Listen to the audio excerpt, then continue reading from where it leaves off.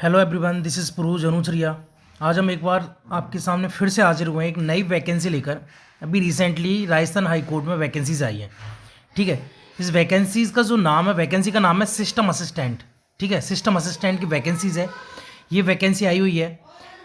तो इसके बारे में बात करेंगे कि इसकी एलिजिबिलिटी क्या रहेगी, इसकी फॉर्म की फ़ीस क्या रहेगी, कब से फॉर्म भरे जाएंगे, ठीक है, और सिलेबस वगैरह इसका क्या क्या रहेगा। ठीक है, उसके बारे में अपन बात करेंगे। ठीक है, तो ये क्या है कि 2 साल तक जो है वो 18,500 फिक्स पेमेंट मिलेगी। ठीक है, उसके बाद अगर अपन देखते हैं कि कैटेगरी वाइज कौन कौन सी कितनी कितनी वैकेंसीज हैं, तो देख लेते हैं। टोटल वैकेंसी जो है वो 230 है। ठीक है, 230 टोटल वैकेंसीज है, जिसमें से जनरल की 50, ठीक है, फीमेल 18, विडो 6, ठीक है, डिवोर्सी 1, एक्स सर्विसमैन 10 है। ठीक है, टोटल जनरल की है 85। ईडब्ल्यूएस की अगर बात की जाए तो 15 जो जनरल होती है। ईडब्ल्यूएस में जनरल के इन द सेंस मतलब मेल, ठीक है, इसमें फीमेल भी आ सकती है, मेल भी, लेकिन फीमेल की जो पर्टिकुलर है वो है 5, विडो के लिए 1, डिवोर्सी के लिए 0, एक्स सर्विसमैन 2, टोटल ईडब्ल्यूएस की 23। एससी की general 22, female 8, window 2, divorcee 0, ex serviceman 4, total SC की 36। ठीक है, अपन एसटी की बात करें तो एसटी में general 16, female 7, window 1, divorcee 0, ex serviceman 3, तो टोटल 27 वैकेंसीज हैं। OBC non creamy layer general 28, female 11, window 3, divorcee 0, ex serviceman 6, total जो है 48 वैकेंसीज हैं। एमबीसी नॉन क्रीमी लेयर, ठीक है, general 7, female 3, window 0, divorcee 0, ex serviceman 1, total 11, ठीक है, vacancies हैं। उसके बाद हॉरिजॉन्टल अगर रिजर्वेशन की बात की जाए, ठीक है, तो ये लोकोमेट्री होता है, ठीक है, जो चलने फिरने वाले जो होते हैं, तो 2 उसके लिए। हियरिंग हैंडीकैप्ट जो होता है, हियरिंग हैंडीकैप्ट, उसकी 2, ठीक है, LD AUT MD पता नहीं एक्चुअली, ठीक है, PWD में लोकोमेट्री डिसेबिलिटीज़ आई थिंक ये होगा। ठीक है, ये 2 वैकेंसीज, और AUT MD ये इसकी 3, और OSP इसकी 4, टोटल जो है वो 13 वैकेंसीज हैं इसकी। ठीक है, आगे अपन देखते हैं। ठीक है, ये आरक्षण के संदर्भ में महिलाओं के लिए, भूतपूर्व सैनिक वगैरह के लिए, ठीक है, इसमें ही दे रखा है। ठीक है, और आगे देखते हैं अपन। फॉर्म जो है वो ऑनलाइन होगा, ठीक है, ऑनलाइन आवेदन वगैरह होगा सारा, और अपियरिंग अलाउ होगा। अगर इसकी क्वालिफिकेशन की बात की जाए तो क्वालिफिकेशन में इसका रहेगा बीटेक, BE या BSc इन कंप्यूटर साइंस। ठीक है, कंप्यूटर से बीटेक हो, कंप्यूटर से BSc हो, ठीक है, BE, पहले BE होती थी, बैचलर ऑफ इंजीनियरिंग, अभी बीटेक बोलते हैं उसे, बैचलर ऑफ टेक्नोलॉजी। ठीक है, और equivalent degree from recognised university. ठीक है, ठीक है, या तो ये हो या फिर कोई भी इक्वलेंट डिग्री हो जो रिकग्नाइज्ड हो, ठीक है, किसी यूनिवर्सिटी, रिकग्नाइज्ड यूनिवर्सिटी से हो वो, या फिर जनरल कोई ग्रेजुएशन हो, किसी भी फील्ड में ग्रेजुएशन हो, लेकिन उसके साथ आपको PGDCA चाहिए। ठीक है, अगर आपके पास बीटेक नहीं है, अगर आप जनरल से हो, BA BSc इनसे हो, तो आपको क्या करना है, PGDCA का एक कोर्स होता है 1 ईयर का, वो आपको होना कंपलसरी है। ठीक है, 1 या 2 ईयर का, I have no idea about that. ठीक है, PGDCA, ठीक है, A लेवल कोर्स, या फिर A लेवल कोर्स जो होना है वो किसी से DOE ACC ये डिपार्टमेंट जो होता है, इससे कोई कोर्स हो A लेवल का, या फिर पोस्ट पॉलिटेक्निक डिप्लोमा। ठीक है, पॉलिटेक्निक के बाद जो डिप्लोमा होता है कंप्यूटर एप्लीकेशन में, वो कोई हो आपके पास 3 ईयर, या फिर 3 year diploma in computer science and engineering. ठीक है, या कंप्यूटर एप्लीकेशन या इंफॉर्मेशन टेक्नोलॉजी, या फिर equivalent from a polytechnic institution recognised by the government.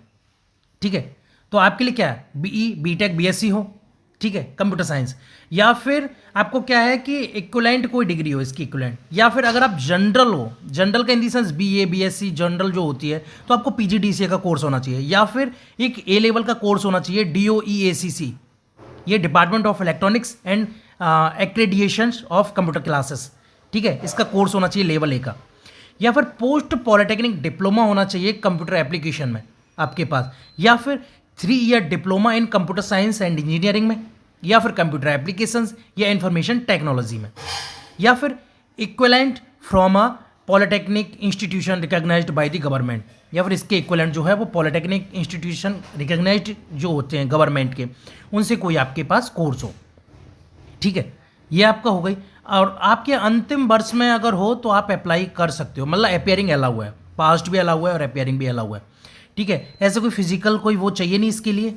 ठीक है, नेशनैलिटी तो इंडियन हो, नेपाल का हो, या भूटान का हो, ठीक है, ये आप अप्लाई कर सकते हो। एज लिमिट की बात की जाए तो 18 से लेके 40, ठीक है, बाकी का जो रिलैक्सेशन होता है कैटेगरी वगैरह का वो वाला, ठीक है, 18 to 40, ठीक है। कैरेक्टर सर्टिफिकेट हाँ वो तो जनरल होता है, वो कोई इश्यू नहीं है। एग्जामिनेशन फ़ी जनरल और नॉन क्रीमी लेयर की जो एग्जामिनेशन फ़ीस है वो रहेगी 750, ओबीसी नॉन क्रीमी लेयर, ठीक है। और अदर कोई स्टेट का तो वो जनरल में आता तो वो तो हाँ कोई है नहीं। ओबीसी क्रीमी लेयर, ठीक है, एमबीसी ओबीसी, ठीक है, ईडब्ल्यूएस वगैरह उनकी जो फीस रहेगी वो 600 रहेगी। और एससी एसटी और जो पीडब्ल्यूडी है, पीडब्ल्यूडी बोलते हैं, पीएचडी नहीं सॉरी पीडब्ल्यूडी बोलते हैं हाँ, उनकी 450 फीस रहेगी, ठीक है। रिफ़ंड कोई रिफ़ंड का प्रोसीजर नहीं है इसमें, ठीक है, वो एग्ज़ाम कैंसिल वगैरह होता है वो अलग बात होती है, ठीक है। ये कुछ डिसक्वालिफिकेशंस ऑफ अपॉइंटमेंट है कि एक से, ठीक है, एक से ज़्यादा हस्बैंड या वाइफ है या एक्सेट्रा जो भी हो, ठीक है, ठीक है। पैटर्न क्या रहेगा, स्कीम क्या रहेगी, तो स्कीम क्या, सेक्शन ए रिटन टेस्ट होगा 100 मार्क्स का, जिसमें ठीक है, जिसमें रहेगा part a computer maximum 80 question, ठीक है, जनरल नॉलेज एंड इंग्लिश के 20 क्वेश्चन, ठीक है, जिसमें पास होना कंपलसरी है।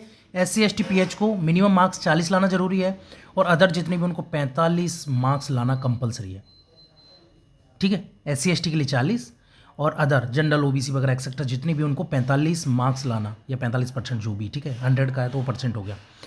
2 आवर का ये रहेगा, ठीक है। लिखित परीक्षा के आयोजन की विधि क्या रहेगी, तो इसमें part A and part B will be 80 एंड 20 मल्टीपल चॉइस क्वेश्चन, ठीक है, MCQs आएंगे जो 4 क्वेश्चन आते हैं, वो 4 ऑप्शन आते हैं वो वाले, ठीक है।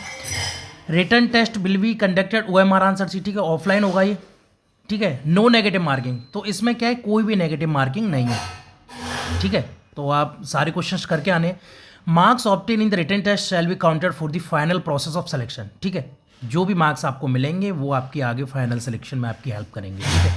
Syllabus of written test shall be as under, part A में क्या रहेगा, ओवरव्यू टू कंप्यूटर, ठीक है, तो ये आपका सिलेबस रहेगा, ये अलग से अपन इसके लिए वीडियो बना देंगे, काफ़ी लेंथी हो जाएगी नहीं तो, ठीक है। Overview to computer, data representation हो गया, इंट्रोडक्शन टू ऑपरेटिंग सिस्टम हो गया, ठीक है, ये हो गया, डाटा प्रोसेसिंग होगा, डाटा कम्युनिकेशन नेटवर्क टेक्नोलॉजीज हो गई, internet of things and web designing हो गई, प्रोग्रामिंग एंड प्रॉब्लम सॉल्विंग हो गई, ठीक है।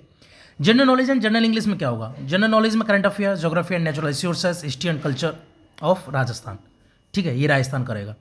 इंग्लिश में tenses, sequences of tenses, voice active and passive, narration, transformation of tenses, assertive to negative, interrogative, exclamatory and vice versa, ठीक है। Uses of articles, determiners and prepositions, corrections of sentences including subject, verb, agreement, degree of adjectives, connectives and word wrongly used, synonyms and antonyms, one word substitutions, prefix and suffix, idioms and phrase, ये part 1 रहेगा। Part B की अगर बात की जाए तो part B जो candidate pass हो जाएंगे 40 और 50% से, ठीक है, उनका पार्ट बी होगा, जिसमें क्या होगा, पेपर 1 स्पीड टेस्ट होगा, हिंदी 5 मिनट की मैक्सिमम मार्क्स 25, इंग्लिश 5 मिनट की मैक्सिमम मार्क्स 25, SC ST के लिए 20 रहेगा और अदर कैंडिडेट जो है उनके लिए 22.5, ठीक है, 22.5 मिनिमम चाहिए, ये उससे कम आप डिस्क्वालीफाइड कर दिए जाओगे। पेपर सेकंड एफिशिएंसी टेस्ट होगा माइक्रोसॉफ्ट वर्ड एंड एक्सेल का, ठीक है, ये क्या 20 मिनट का होगा, 50 मार्क्स मैक्सिमम, SC ST के लिए 20 और अदर के लिए 22.5 मार्क्स लाना कंपलसरी है, ठीक है। बाकी का ये, ठीक है, ये जो है वो सेक्शन सी इंटरव्यू होगा इसका, ठीक है, वो 20 मार्क्स का होगा, ठीक है, ये सारा होगा। तो ये आपकी वैकेंसीज रहेगी। ऑनलाइन जो है वो 4 जनवरी 2024 से आपके फॉर्म भरना स्टार्ट होगा, ठीक है, और लास्ट डेट इसकी जो रहेगी